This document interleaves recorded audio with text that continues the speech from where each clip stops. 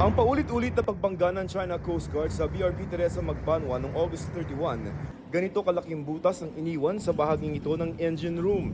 Ipinakita ito sa akin ng mga tauhan ng PCG sa pagbabalik nila sa Palawan matapos ng 5 buwang misyon sa Escoda Shoal para bantayan ang anumang tangkang reclamation ng China. Ito yung sira na tinamo nitong si BRP Teresa Magbanwa nung banggain ng China Coast Guard. Itong barko natin August 31, nasa may engine room na to. Paliwanag sa atin, delikado kung ito yung tatamaan or ito yung madadamage dito sa barko. So pag nawalan ng cooling system, di makakatakbo yung makina namin, sir.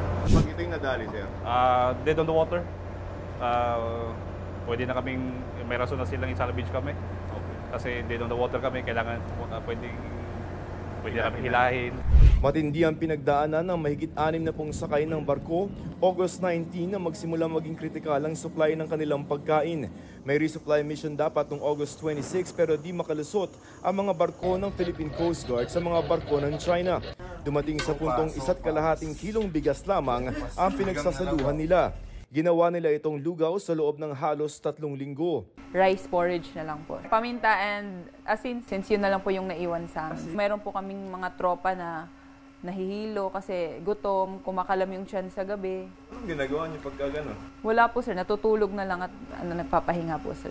At dahil ubos na rin ang inuming tubig, sa tubig ulan na lamang sila umasa, pati sa tubig na galing sa aircon. Pa-discover yung chief engineer namin, sir, na pwede namin inumin yung tubig from our air conditioning unit, sir, yung na-condense na tubig po dun, sir. Mas gusto po namin yung sa air conditioning unit, sir. At saka yung sa umuulan, sir, kasi may lasa talaga siya, sir, na sometimes lasang parang swimming pool, then maalat. August 28, nakapag-airdrop ng supplies pero kulang pa rin. May mga tinamaan na rin ng gastroenteritis, dehydration at gout. Ang isa bumaba ang pulso. May sumusuka na, yung mga bowel movements nila iba na talaga. Sa kabila nito, handa raw ang mga tropa na bumalik sa Escoda Shoal kung kailangan.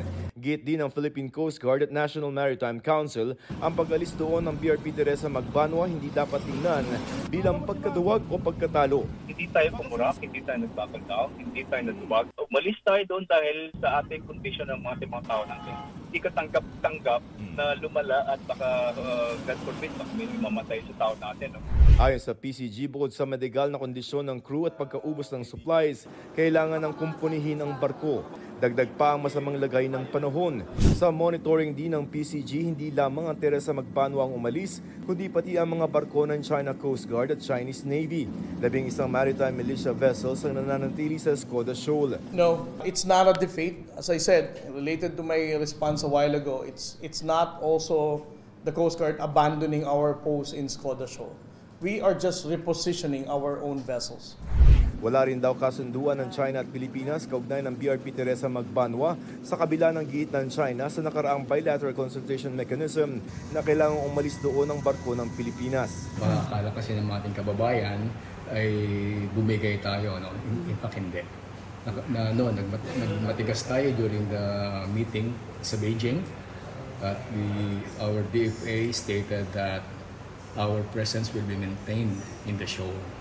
Para sa GMA Integrated News, Joseph Morong ang inyong saksi.